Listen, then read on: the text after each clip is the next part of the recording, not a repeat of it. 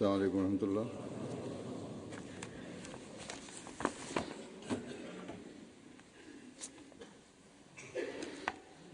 أشهد أن لا إله إلا الله وحده لا شريك له وأشهد أن محمدا عبده ورسوله. أما بعد فأعوذ بالله من الشيطان الرجيم. بسم الله الرحمن الرحيم.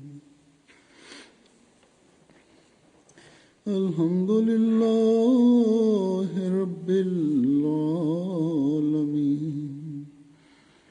الرحمن الرحيم مالك يوم الدين. إياك نعبد وإياك نستعين.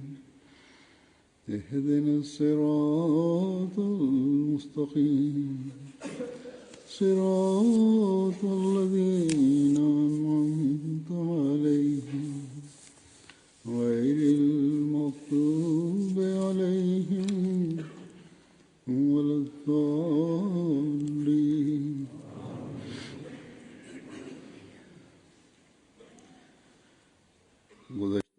Bismillahirrahmanirrahim. Alifa mtukufu yadhahullahu ta'ala ibn Aziz anasema kwamba katika hotuba ya Ijumaa iliyopita nilisoma maandiko ya Sayyidina Muhammad sallallahu alaihi wasallam ambamo ndani yake alisema kwamba nyinyi ambao umezaliwa katika zama yangu nyinyi mufurahi sana kwamba Mwenyezi Mungu kwa kuwaumbeni katika zama hii amewaingizeni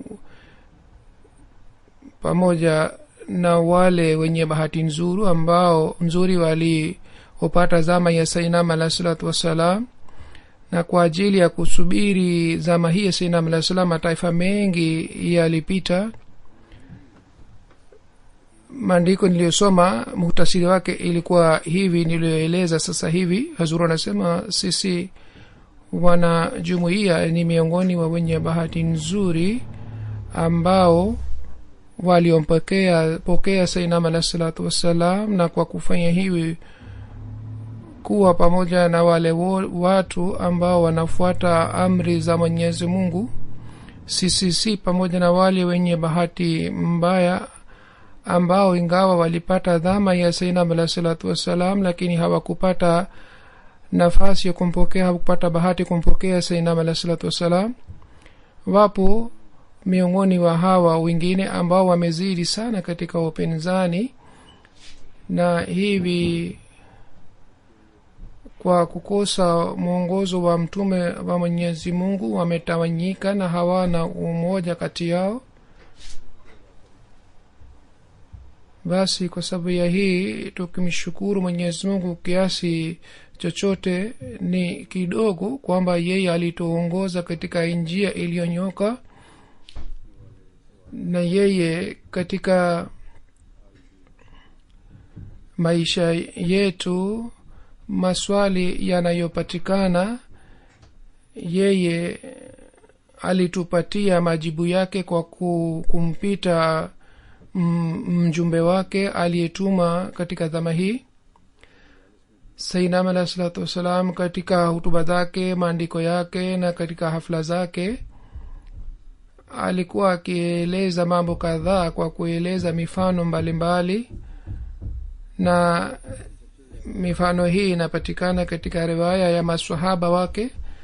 Lakini kuhusiana na hii Hazrat Muslim Maud alitufanyia ihsani kubwa sana kushinda wengine, ambaye katika hutuba zake alieleza riwaya za Sayyidina Muhammad sallallahu alaihi wasallam, na matukio haya Sayyidina Hazrat Muslim Maud mwenyewe alishuhudia au alisikia au maswahaba zake walimsumulia. na hivi kwa kupitia mifano mbalimbali inakuwa rahisi kuelewa madhumuni ya mada. Tangu muda fulani mimi naendelea kueleza riwaya hizi katika hutuba zangu, na kwa sababu ya hii nimepokea barua chungu mzima kwamba watu wanasema kwamba kwa kupitia mifano hii tunaelewa hutuba yako vizuri zaidi. Na leo tena nitaeleza katika hutuba yangu mifano hii. Katika hutuba moja Hazrat Muslim Maud radhiyallahu ta'ala anhu ameeleza mada hii kwamba je, maandamano ni sahihi, ni halali au la. Hazur anasema kuhusiana na hii tunatakiwa tuangalie kwamba kwa nini watu wanafanya maandamano, msingi wake nini, sababu yake ni nini. Sababu yake ni hii kwamba haki hazitimizwi katika nidhamu ya dunia. Baadhi wakati mtajiri hatimizi haki ya mfanyakazi wake, na wakati mfanyakazi anapopata nafasi yeye pia hatimizi haki ya mtajiri wake, na kwa sababu ya hii utulivu unakosekana. Baadhi wakati serikali hailitimizi haki za wananchi, na baadhi wakati wananchi hawatimizi haki ya serikali. Wakati mtajiri na serikali yatimizi haki, ni dhahiri kwamba watu wanafanya reaction. Wakati mfanyakazi na wananchi hawaputimizi haki zao, katika sababu yake hii wao wanaadhibiwa. Hii ni harakati za shetani ambamo ndani yake mwanadamu amekamatwa. Kuhusiana na hii Islam inasema kwamba nyinyi msiwe kama hamjuani, bali nyinyi kwa kuwa ndugu kila mmoja wenu ajaribu kutimiza haki zake. Hivi nidhamu ya dunia haitaharibika. Huu ni muhtasari wa mafundisho ya dini tukufu ya Islam kuhusiana na mada hii, na jambo hili halihusiki na serikali za Waislamu tu, hata bali katika serikali ya kawaida pia kila mmoja anatakiwa atimize haki kisha afanye kazi. Ikiwa kuna swali la kupata haki kuhusiana na hii, badala ya kufanya maandamano na badala ya kufanya njia isiyo halali, tunatakiwa tutumie njia iliyo halali na ni chini ya sheria. Kuhusiana na hii Hazrat Muslim anasema kwamba msingi wa nyumba ya tamaduni ya Islam, msingi wake ni juu ya uadilifu. Ndio maana kwa ajili ya hii mtu anatakiwa atumie njia hii iliyo juu ya uadilifu. Hii ndio ni sababu kwamba wakati wa Sayyidina alayhi salatu wasalam maandamano yalipofanyika na wanajumuiya yote aliposhiriki katika maandamano, Sayyidina alayhi salam alikuwa akimwadhibu na alikuwa akimkasirikia. Hazur anasema siku hizi katika nchi za Waislamu maandamano yanayofanywa kwa kawaida utulivu unakosekana kati ya serikali na kati ya wananchi kwa sababu ya kutokutimiza haki. Ikiwa serikali inaendesha utawala kwa kufuata uadilifu, katika hali hii shetani inayoleta ufisadi wao pia hawezi kupata nafasi, kwa sababu wakati haki za wananchi zinapotimizwa, katika hali hii shekhe au mtu mwenye fasadi au mwenye shari au mtu ambaye anataka kuleta fitina, yeye hawezi kufanya hivi. Mwenyezi Mungu azijalie nchi za Waislamu hususan nchi ya Pakistan kwamba viongozi waweze kutimiza haki ya wananchi wao. Vile vile kila mwanajumuiya analazimika kufanya maombi, na pamoja na kufanya maombi, ikiwa yeye analazimishwa kushiriki katika maandamano, katika hali hii yeye asifanye kitendo cha kuharibu mali ya watu wengine na kuharibu mali ya serikali.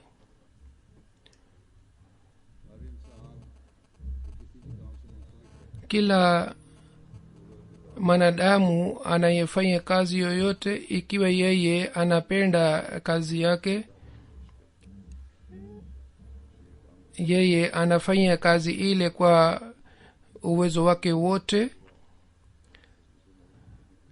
Kwa kueleza mada hii, Hazrat Musleh Maud ameeleza kwamba kama kuna mwanajeshi au ni mwalimu au ni hakimu au ni wakili au ni mwenye biashara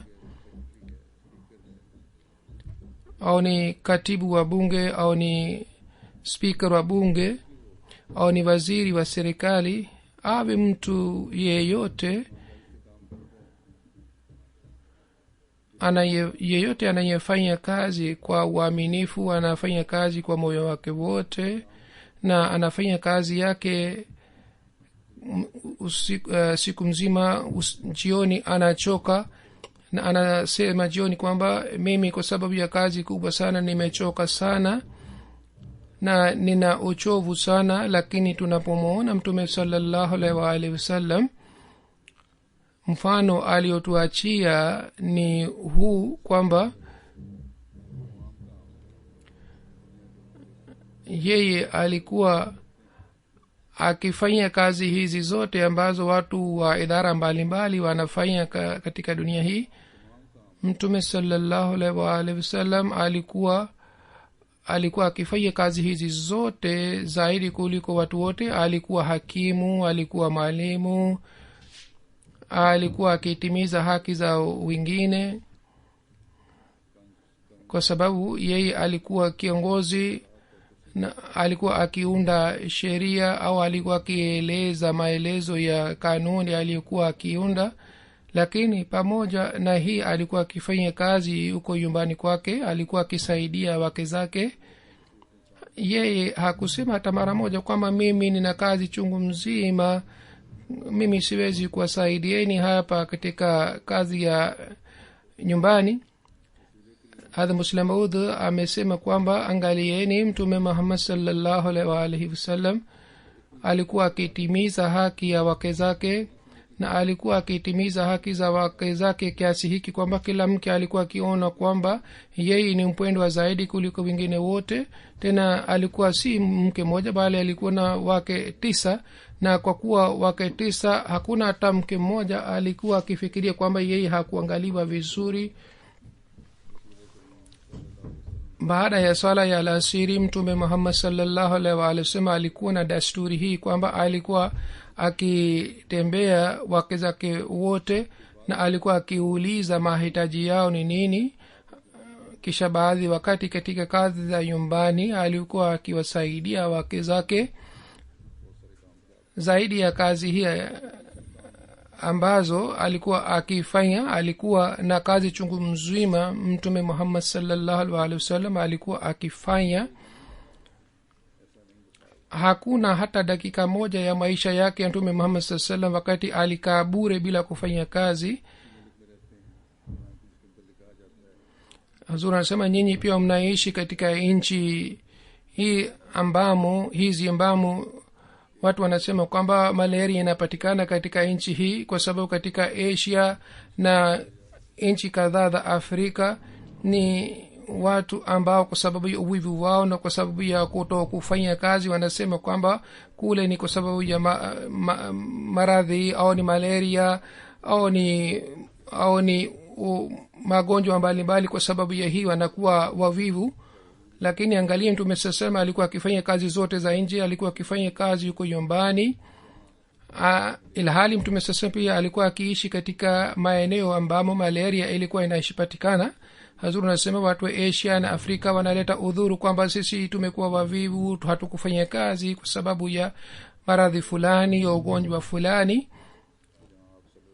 Lakini mambo haya yote yalikuwa akipatikana ambapo Mtume Muhammad sallallahu alikuwa akiishi.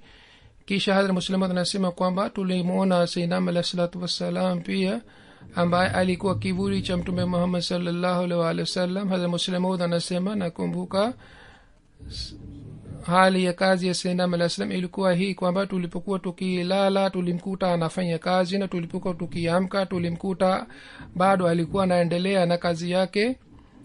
Na licha ya kuwa na juhudi hii yote, watu waliokuwa wakimsaidia kusoma proofreading ya vitabu vyake alikuwa akiwa heshimu kiasi hiki kwamba hata mtu alipokuwa akimuita baada ya isha na alipokuwa akisema kwamba nimeshaleta proof, alikuwa akiinuka katika kitanda chake, na wakati wa kuelekea mlango alikuwa akisema kwamba jazakallah umepata shida, jazakallah umepata shida, jazakallah umepata shida. Alikuwa akisema hivi mara chungu mzima. Na wale walikuwa wakifanya proofreading ya vitabu vyake, ile kazi ilikuwa si kitu chochote mbele ya kazi ya Sayyidina Ali salam alikuwa akifanya mwenyewe. Sisi tulimshuhudia Sayyidina Ali salam alikuwa akifanya kazi kiasi hiki kwamba tulikuwa tukishangaa kwa kuona hali ya kazi yake. Baadhi wakati alipokuwa mgonjwa alikuwa akitembea wakati wa kufanya kazi, lakini katika hali hii pia alikuwa akifanya kazi. Alikuwa akienda nje kwa ajili ya kutembelea njiani alikuwa akieleza mambo mbalimbali, alikuwa akijibu maswali ya watu. Ilhali Sayyidina Ali salam pia alikuwa akiishi katika eneo ambapo malaria inapatikana. Hadhrat Muslim anasema kwamba sisi tunalaumu ugonjwa wetu kwa sababu ya uvivu wetu. Kwa hiyo wale ambao ni wavivu na wanaghafilika kuhusu majukumu yao, wao hawana malaria ya mwili bali wao wana malaria ya moyo. Ikiwa wao wakiamua kwamba tutafanya juhudi na bidii, katika hali hii uvivu wao utaondoka kabisa. Hazur anasema katika maeneo ambapo malaria inapatikana, hata watu ambao waliohamia hapa katika nchi za Ulaya, miongoni mwa hawa pia wapo wengi ambao wanakaa nyumbani bila kufanya kazi yoyote, wanakaa bure, wanaangalia TV au wanagombana na wake zao au wanawatendea watoto wao kiasi hiki kwamba hata watoto pia wanakasirika, wanachoka. Hii si maradhi. Wao wanakuwa na udhuru kwamba ni kwa sababu ya ugonjwa wanakaa nyumbani, bali wao wanakaa nyumbani kwa sababu ya uvivu.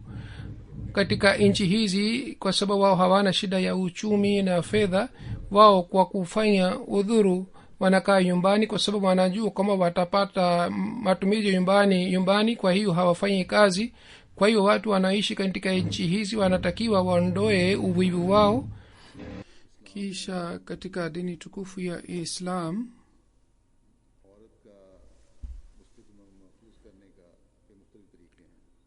kwa ajili ya kulinda future ya mwanamke kuna njia mbalimbali. Moja wao ni hii kwamba wakati mwanamke anapoolewa, mahari imewekwa kwa ajili yake.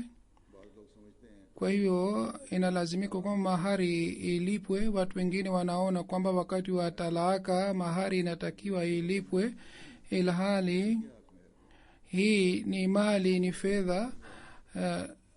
Na lengo la mahari ni nini? Lengo lake ni hili kwamba wakati wa dharura na mahitaji mbalimbali, mwanamke anatakiwa awe na fedha, kwa sababu baadhi wakati anaweza kuwa na mahitaji yake na dharura ya kutaka fedha, na yeye anaona haya kuomba fedha kwa mume wake. Basi yeye katika hali ile aweze kutumia fedha katika mahari yake. Au baadhi wakati anapata hali ya aina hii kwamba hata mume wake hawezi kutimiza katika hali yake. Ikiwa mwanamke anayo fedha, anaweza kutimiza mahitaji yake. Ikiwa mtu hataki kulipa mahari yake, sura hizi mbili au mahitaji mengine hayawezi kutimia, au mwanamke hawezi kutimiza mahitaji yake. Kwa mfano, mwanamke anataka kumsaidia jamaa yake au mtu mwingine, na yeye hataki kumwambia mume wake, anatakiwa awe na fedha ili aweze kuwasaidia na vile vile aweze kutimiza mahitaji yake mwenyewe pia.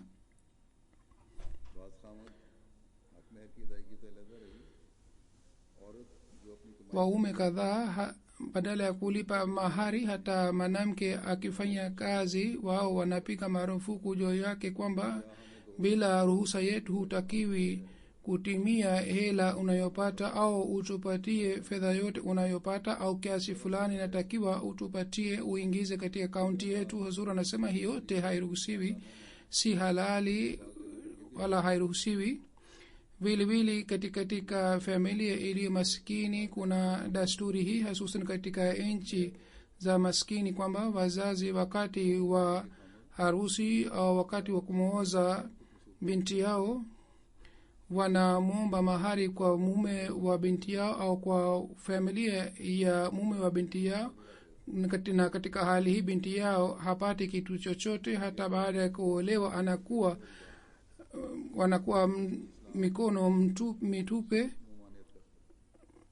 na hii hairuhusiwi katika Islam, haitakiwi ifanywe hivi. vile vile wanawake wengine wanasamehe mahari kwa waume zao, lakini kwa ajili yake hii pia kuna masharti kadhaa, kwamba kwanza mahari iwekwe katika mikono ya mwanamke kisha baadaye aulizwe.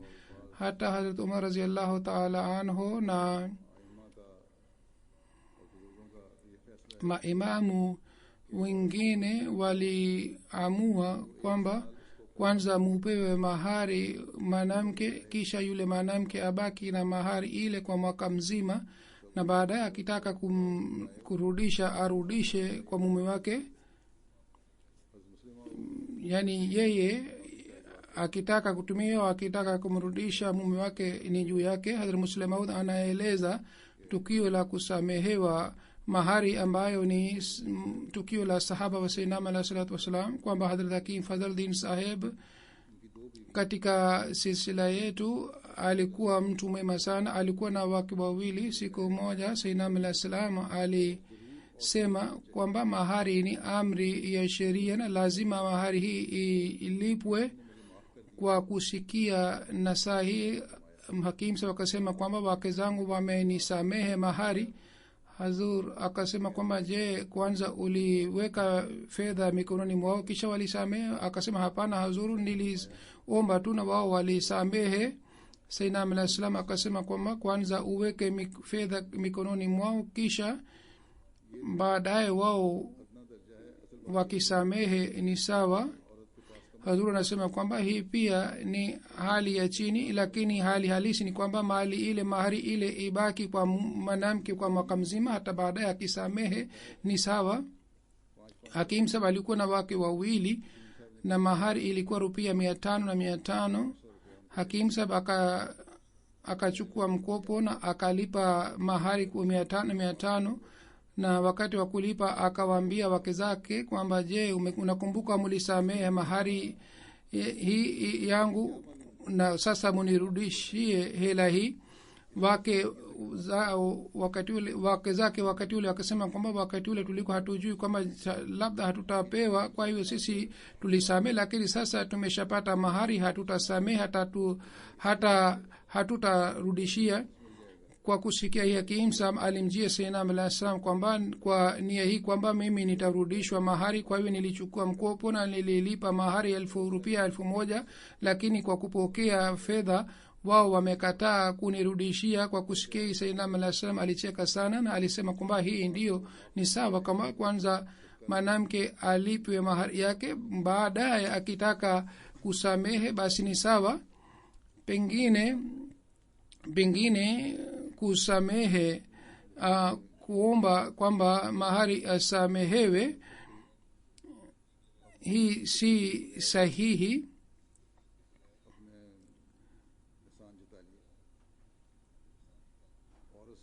Na hii ni sawasawa na kufanya ihsani bila kupata shida. Mwanamke anaona kwamba yeye hakunilipa mahari, kwa hivyo anaomba nisamehe, basi ni sawa nisamehe kwa sababu hakulipa. Lakini baadaye anapopewa mahari kisha baadaye akitoa kwa furaha ni sawa. Lakini kama hata mahari yake ni 1,000,000 lakini hakupewa mahari hii, yeye akiombwa samehe atasamehe kwa sababu anaona kwamba hatalipa kwa mfuko wake, kwa hivyo anasamehe. kwa hivyo lazima wanawake wapewe kwanza mahari yao, na ikiwa mahari inapewa wakati wao hawajui kuhusu mahitaji yao, baadhi wakati wanawake hawajui kuhusu mahitaji yao, au baadhi wakati wazazi wanataka wao wachukue mahari ile, hii yote si sahihi. Kama niliyosema kwamba baadhi wakati wazazi wanapokea mahari ya binti yao, hii ni sawasawa na kunyang'anya mali ya binti, ambayo si sahihi wala hairuhusiwi katika dini tukufu ya Islam.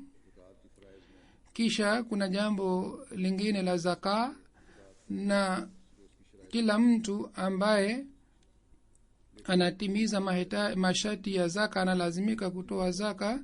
Lakini ambapo wazee ambao wakipata kitu chochote au mali yoyote wanatoa mali ile yote katika njia ya Allah subhanahu wa ta'ala. Kuna tukio la mzee wa aina hii, Hazrat Muslim Maud ameeleza tukio hili. Amesema kwamba hakuna shaka kwamba duniani wanapatikana watu ambao Mwenyezi Mungu amewaumba kwa ajili ya kuwa mfano kwa ajili ya wengine. Hazrat Muslim Maud anasema kwamba mimi mwenyewe nilimsikia Sayyidina alayhi salatu wasalam akisema kwamba mtu mmoja alimuuliza mzee mmoja kwamba kwa kiwango gani nalazimika kutoa zaka. Yule mzee akamjibu kwamba kwa ajili yako kiwango ni kwamba ikiwa unayo rupia 40 unalazimika kutoa rupia 1. Yeye akasema kwamba umelisema kwa ajili yako, maana yake ni nini? Kwa nini umesema hivi? Je, kiwango cha zaka inabadilika kwa ajili ya kila mtu? Akasema ndio, ni hivi. Ikiwa wewe unayo rupia 40 unalazimika kutoa rupia 1 zaka, lakini ikiwa mimi nina rupia 40 mimi nalazimika kutoa zaka rupia 41, kwa sababu hali yako ni aina hii kwamba Mungu amesema uchume na ule, lakini Mungu amenipatia daraja hii kwamba yeye mwenyewe anaangalia mahitaji yangu yote. Ikiwa mimi kwa ujinga nikikusanya rupia 40 nitatoa rupia 40, na vile vile nitatoa rupia 1 kama ni faini. Huzuri anasema hii ndio ni hali ya watu mcha Mungu. Watu huzuri anasema wengine wanaona kwamba wao wanaendelea kuzingatia dini ni kwa ajili ya kazi hii Mungu amewaumba, lakini watu wengine wa dunia wao wanachuma dunia, kisha wanalazimika kutoa mali yao na wakati wao katika njia ya Mwenyezi Mungu, na vile vile watoe wakati wao na mali yao katika kazi ya dini, wafanye istighfar na wafanye maombi pia. Heshima na umashuhuri aliyowapatia Mwenyezi Mungu, hii ni ihsani ya Mwenyezi Mungu juu yao. Shukrani ya ihsani hii ni kwamba wao waendelee kuangalia wengine pia, mahitaji ya wengine pia.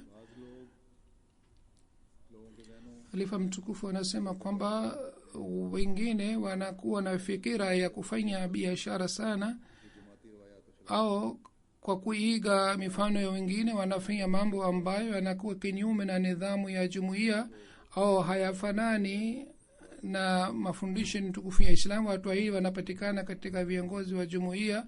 Baadhi wakati anjumun idara za jumuiya pia zinafanya maamuzi ya aina hii. Katika Qadian idara ya anjuman ilichapa fomu moja na ikaanza kuuza kwa sumni moja fomu ile. Labda ilikuwa report form au ilikuwa form ya aina ya hii, ilichapwa na idara ile ikaanza kuuza kwa sumni moja. Siku hizi pia watu wanakuwa na tabia ya kujadidisha mambo na wanaleta mambo yao ya aina hii. Kwa yoyote jinsi aliyowaelimisha Sayyidina Hazrat Muslim Maud radhiyallahu ta'ala anhu, mimi naeleza tukio hili. Hazrat Muslim Maud anasema kwamba nasihi wanajumuia kwamba wao katika mambo yao yote wafuate sheria, wafuate nyayo za Mtume Muhammad sallallahu alaihi wasallam, na vile vile wamfuate Sayyidina al-Islam. Anasema hivi karibuni nilionyeshwa karatasi moja, niliona kwamba katika karatasi ile kulikuwa mchoro kama mchoro unakuwa juu ya form, lakini msimuliaji aliniambia kwamba fomu hii inapatikana kwa sumni moja, na naona kwamba fomu hii ilichapwa na idara moja. Wao wakaona fomu za nje na idara ikaona kwamba sisi pia tuchape fomu ya aina hii. Inasema kwamba kunguru alianza kutembea mwenendo wa ndege ingine mzuri, na yeye alisahau hata mwenendo wake. Lakini mimi nasema kwamba ndege mzuri alianza kufuata mwenendo wa kunguru na alisahau hata mwenendo wake. Sisi hatuna haja ya kuiga mifano ya idara za serikali. Mtume Muhammad sallallahu alaihi wasallam na Sayyidina Muhammad sallallahu hakuchapa fomu ya aina hii. Kwa hivyo bure kuwapa nafasi maadui nafasi ya kuleta shutuma si sahihi, na wao kwa sababu ya hii wanaleta shutuma na wanasema kwamba hatujui hawa wanafanya mambo haya kwa nini au kwa sababu gani, na hivi silsila na nidhamu ya jumuiya inapata fedheha. Kisha anatoa Hazrat Muslim Maud kwamba katika Gurdaspur alikuwa mzee mmoja, alikuwa mrefu na alikuwa ndevu ndefu, alikuwa katibu katika mahakama. Alikuwa na tabia hii kwamba alipokuwa akimwona mtu kwa mbali, badala ya kusema assalamu alaikum alikuwa akisema Allahu akbar, Allahu akbar. Na alipokuwa akifika karibu yule mtu, alikuwa kushika gumba yake, alikuwa akisema kwamba Allahu akbar, Allahu akbar. Na pamoja na hii alikuwa akiandika pia maandiko kadhaa, na alikuwa akimjia Sayyidina alayhi salatu wassalam kwa kutana naye, na yeye pia alikuwa na tabia ya kuiga mifano ya wengine. Yeye alikuwa miskini na alikuwa akiandika barua katika mahakamani. Kwa yeye pia alikuwa na hamu na shauki ya kuwa hakimu, na mimi pia nitoe hukumu kama hakimu anatua, lakini yeye alikuwa hawezi kutimiza tamaa yake hii. Kwa hiyo akaanzisha desturi nyumbani kwamba akaweka kesi moja ya chumvi na ya pilipili na ya mafuta, na alipokuwa akirudi nyumbani kwake kutoka mahakama alikuwa akikaa juu ya mtungi, na alipokuwa akisema kwamba anataka chumvi, yeye alikuwa akisema kwamba lete kesi ya fulani. Kisha alikuwa akisema kwamba iandikwe kwamba unataka chumvi kiasi hiki. Siku moja yeye aliibiwa barua kadhaa, kesi kadhaa mahakamani. Jirani yake akasema kwamba nikipewa zawadi naweza kuambieni nani ameiba barua hizi au kesi hizi za mahakama, kwa sababu yule jirani alikuwa akisikia sauti ya huyu mtu kila siku. Hiyo akataja jina lake mara moja. Kwa hiyo polisi ikaja na ikasimama nje ya nyumba yake, na nyumba ilipokaguliwa wao wakaona kulikuwa kesi ya mchumi na pili na vitu vingine. Hazur anasema hii ndiyo ni hali naona siku hizi kwamba ndugu zetu marafiki zetu kadhaa kwa kuiga mifano ya Ulaya wanaanza kufanya sawa na Ulaya. Hawajui faida yake ni nini, hasara yake ni nini. Hazur anasema hakuna swali la bei ya fomu, bali kuna jambo la msingi ambalo ni hili kwamba kitu ambacho kinakuwa kinyume na nidhamu yetu tunatakiwa tuipukane na kitu hiki. Ikiwa sisi tunataka kuiga mifano ya dunia kwa ajili ya hii aliyotuambia Mwenyezi Mungu ni hii kwamba Mtume Muhammad sallallahu alaihi wasallam ni mfano mwema kwa ajili yenu, tunatakiwa tuige mfano mwema wa Mtume Muhammad sallallahu alaihi wasallam. Au katika zama hii Mwenyezi Mungu alituweka mfano wa Sayyidina Muhammad sallallahu alaihi wasallam.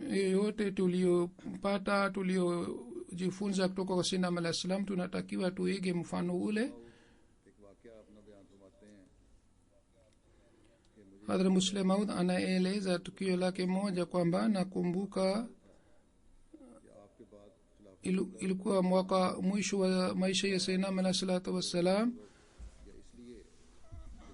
ilikuwa mwezi wa Ramadhan au kwa sababu ya joto au kwa sababu ingine sikuweza kunywa maji wakati wa daku. Kwa hiyo nikahisi kiu sana katika saumu yangu, nikadhani nitazimia, na saa moja ilikuwa bado katika futuru. Kwa hiyo nikaanguka juu ya kitanda. Katika ndoto nikaona kwamba mtu mmoja ametia pani mdomoni mwangu. Kwa sababu ya ile kiu changu kiliondoka. Nilipoamka nikaona kwamba sina kiu hata kidogo. Kwa Mwenyezi Mungu kwa njia hii alifuta kiu changu, na kiu kilipofutwa nilikuwa sina haja ya kunywa maji tena.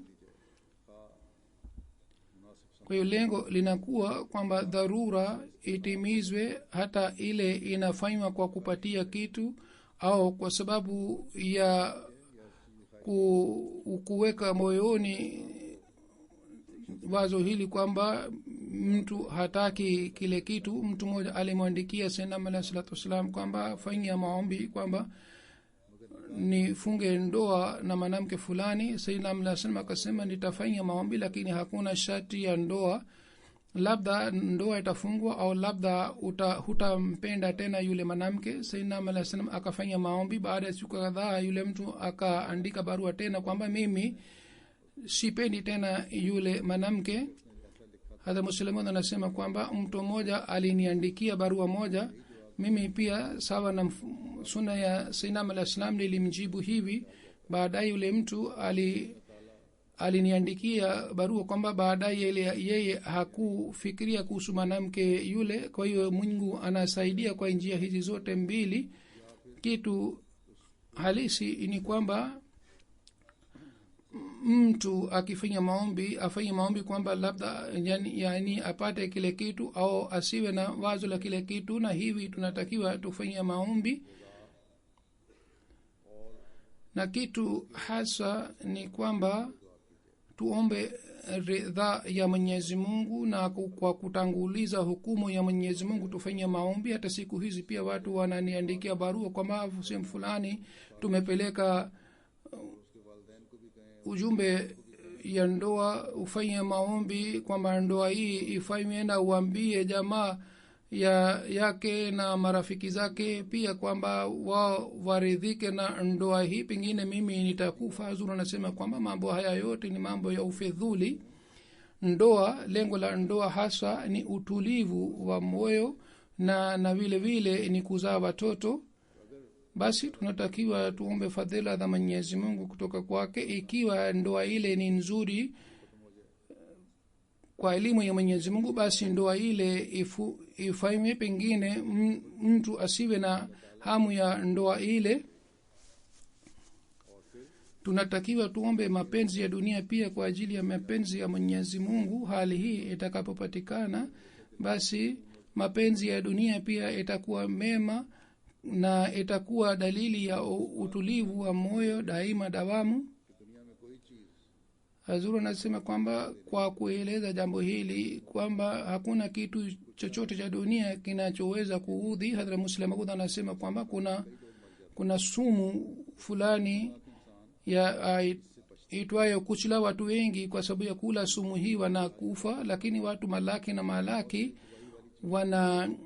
wanapata uhai pia, kwa sababu sumu hii inatumika katika matibabu. Vile vile kuna afyun, ina hasara kubwa, lakini faida zake ni kubwa zaidi kuliko hasara yake. Sayyidina al-Islam alikuwa akisema kwamba waganga wanasema kwamba katika nusu ya matibabu afyun inatumika. Faida yake ni kubwa kiasi kwamba hatuwezi kukadiri. Wakati mtu anapokosa utulivu, hawezi kulala usiku. Wakati mtu kwa sababu ya maumivu anakuwa tayari kujionga, wakati ule yeye anapigwa sindano ya morphia na yeye anapata utulivu. Basi hakuna kitu chochote cha dunia kinachokuwa chenye hasara, bali hasara mwanadamu anapata kwa sababu ya uvivu wake. Ndiyo maana Hadhrat Ibrahim alayhi salatu wassalam alisema kwamba ugonjwa ni kwa sababu ya makosa yake na shifa ni kwa fadhila za Mwenyezi Mungu. basi muislamu anaposhindwa katika kazi yake anasema mimi nilifanya juhudi sana lakini mungu amenifedhehesha. yani yeye anaona uzuri ni kwa sababu yake yeye na uovu ni kwa sababu ya mwenyezi mungu.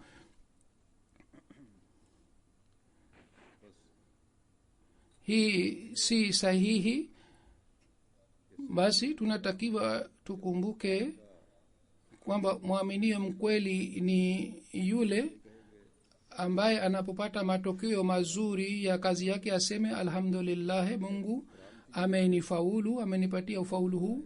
na wakati matokeo mabaya yanapopatikana aseme inna lillahi wa inna ilaihi rajiun, na aseme kwamba mimi kwa sababu ya uvivu wangu na makosa yangu nimeshindwa.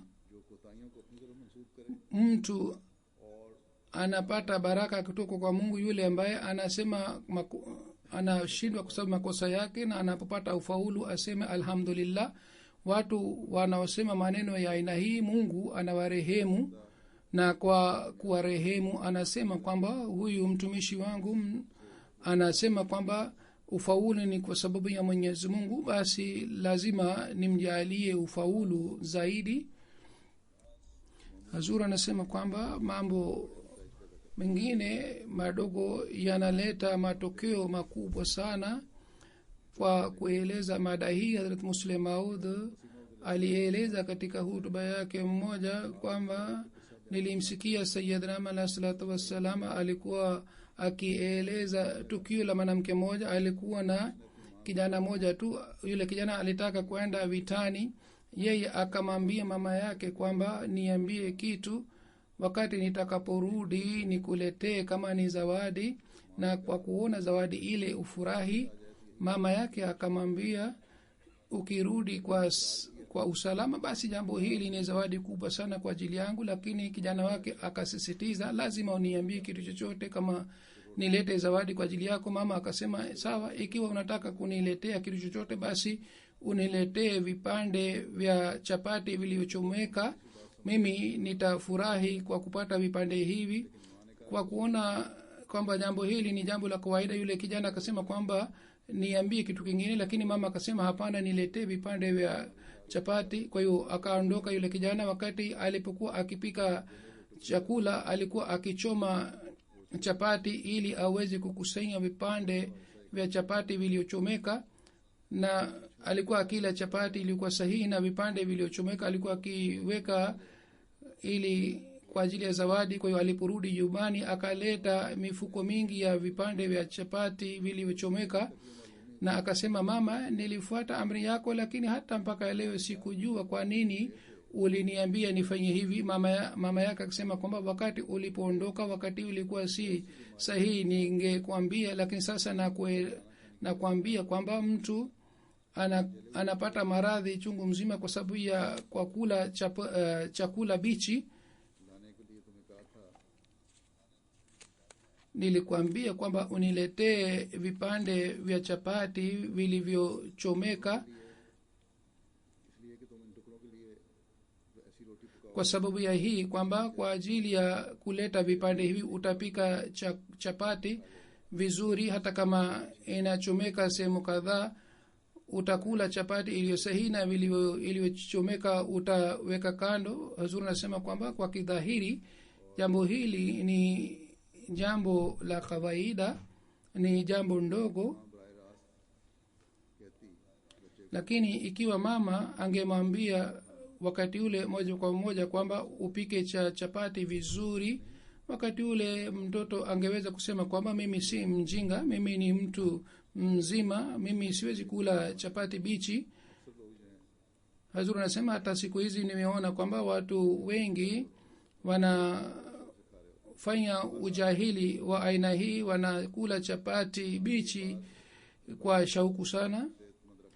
kwa vyovyote nasaha hii ya yule mama ilisababisha mtoto awe na afya njema. Hazrat Muslimu anasema nimeeleza mwanzoni jambo hili kwa sababu ya hii kwamba kwa ajili ya maombi pia watu wengine wanaona kwamba haya ni mambo madogo madogo yanayoelezwa kuhusiana na maombi, na tayari tunajua mambo haya yote, lakini kwa kuwa na hali hii kwamba watu wanajua lakini hawafuati yale mambo wala nasaha, Mwenyezi Mungu anasema kwa ajili ya kupokelewa kwa maombi kuna masharti mawili tunatakiwa tukumbuke: falyastajibu li na waliyu'minu bi, yani muitikie amri zangu zote na muniamini. Zaidi ya hii pia kuna masharti mengine kama tumswalie Mtume sallam na tutoe sadaka, lakini katika Qur'an tukufu Mungu amesema masharti haya mawili. Watu wanasema tayari tunajua masharti haya mawili, Hazur anasema ni sawa, wanajua lakini hawafuati amri hizi za Mwenyezi Mungu. Watu wengi wananiandikia pia kwamba tulifanya maombi sana lakini Mungu hakupokea maombi yetu.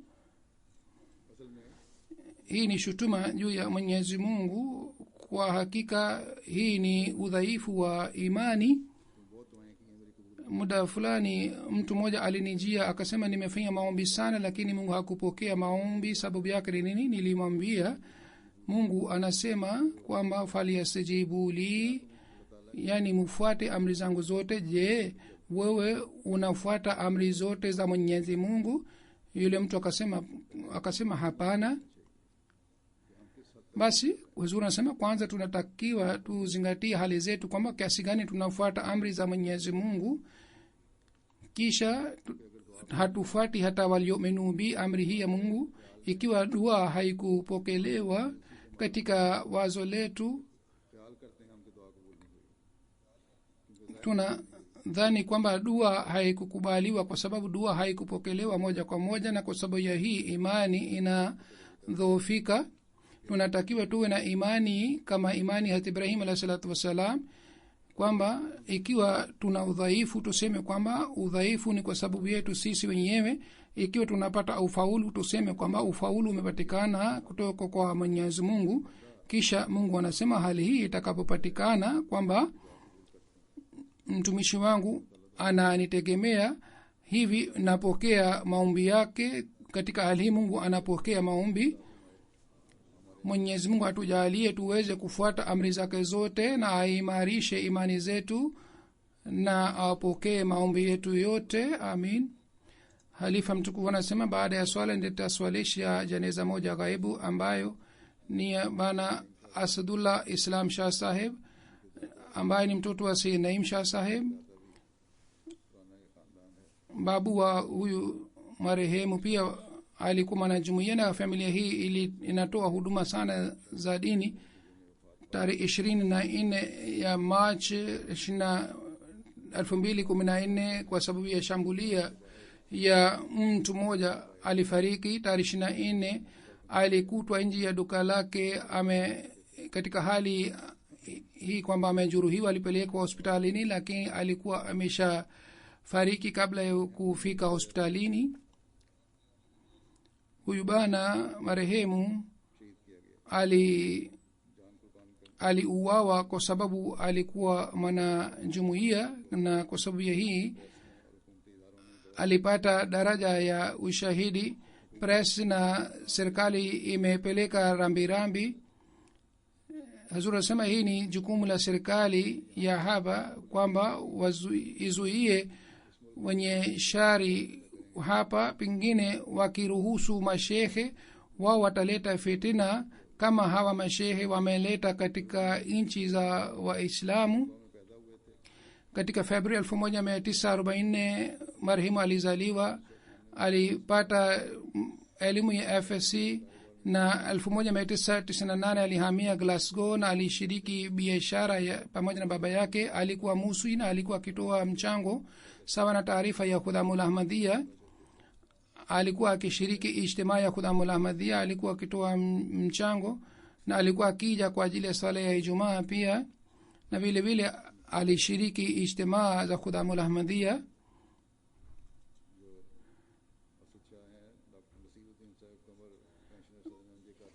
Marehemu alikuwa mkwe wa Dr. Nasiruddin Shah Saheb wa Qadian.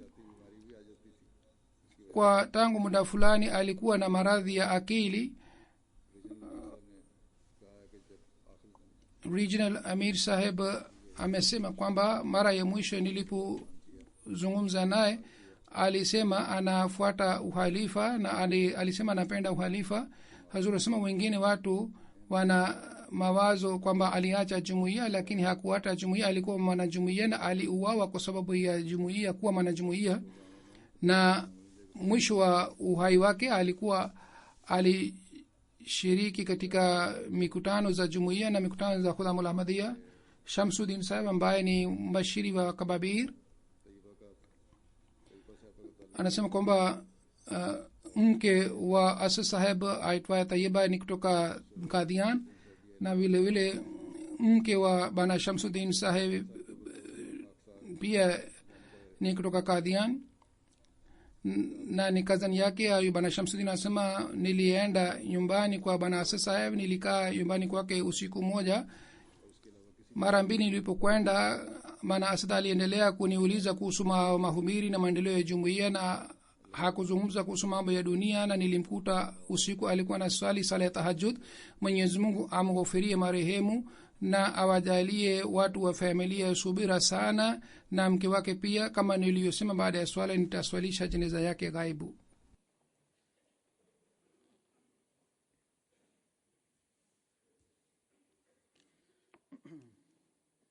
Alhamdulillah, alhamdulillah, nahmaduhu wa nasta'inuhu wa nastaghfiruhu wa nu'minu bihi wa natawakkalu alayhi wa na'udhu billahi min shururi anfusina wa min sayyiati a'malina. من يهده الله فلا مضل له ومن يضلل فلا هادي له ونشهد أن لا إله إلا الله ونشهد أن محمدا عبده ورسوله. عباد الله رحمكم الله، إن الله يأمر بالعدل والإحسان وإيتاء ذي القربى وينهى عن الفحشاء والمنكر والبغي يعظكم لعلكم تذكرون. اذكروا الله يذكركم وادعوه يستجب لكم ولذكر الله أكبر.